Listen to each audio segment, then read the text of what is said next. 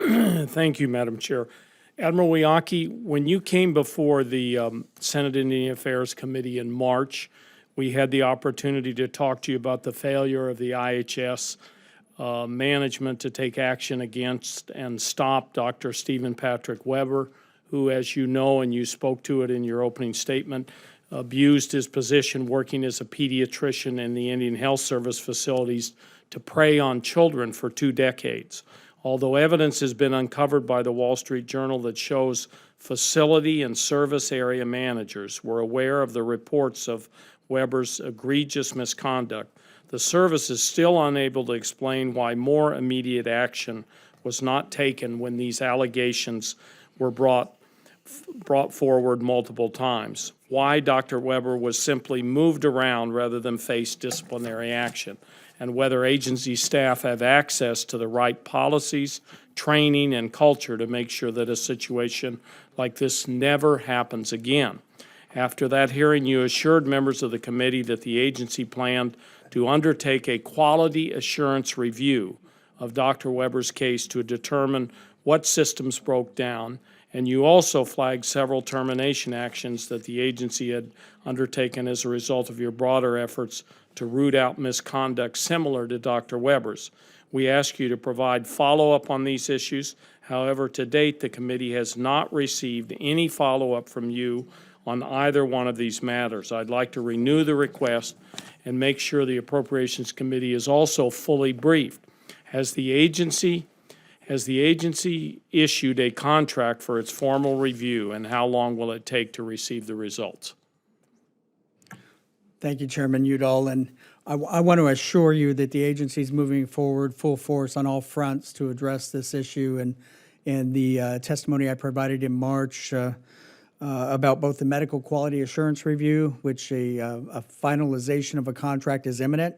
We have solicited and gone through the full formal solicitation process, reviewed vendor qualifications, and we are now at the point where a selection should be named just any day.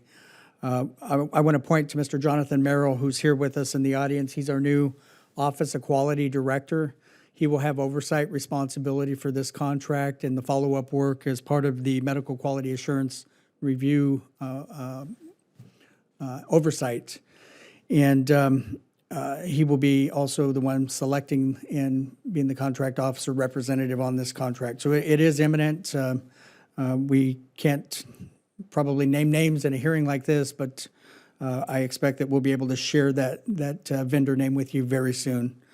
With regards to the personnel actions, there are a number that have been affected and that are still underway, some of them leading all the way up to termination. Happy to provide more specifics for the record when we have those personnel actions completed. Okay.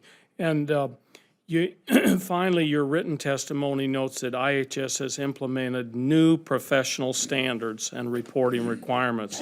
Can you share the details of the actions you have taken with us?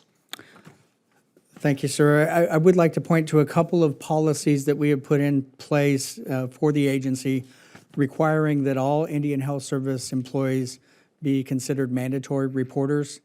In the past, the agency has only really had licensed practitioners who, as a result of being licensed, had a requirement to be a mandatory reporter. I mentioned in my opening statement the credentialing software system that we put in place that helps us to track provider qualifications and performance history. That information is now portable and viewable, not only at the local site, which it has been historically through a paper record, but it's now viewable at the area office and at headquarters level, and others who need to take a look. I'm going to ask Dr. Tote, who's also provided some Indian Health Service all emails elevating the expectation of all of our employees about reporting and inappropriate relationships, to speak a little bit to his communications. And anything else you'd like to add that I may not be thinking of off the top of my head here? Thank you, sir. We've been working with the American Academy of Pediatrics Committee on Native American and Child Health, CONACH Committee, specifically on guidance for providers and health professionals with respect to preventing sexual abuse from health providers. It's completely unacceptable and will not be tolerated in the Indian Health Service.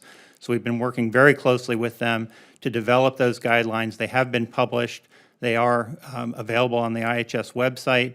And now we've extended that requirement not only to health practitioners, but to any employee aware of any allegations of abuse, that those be reported, and they be reported through multiple reporting lines, so that we have the greatest sensitivity and ability to manage those complaints, to investigate them, and to get to the bottom of any allegations.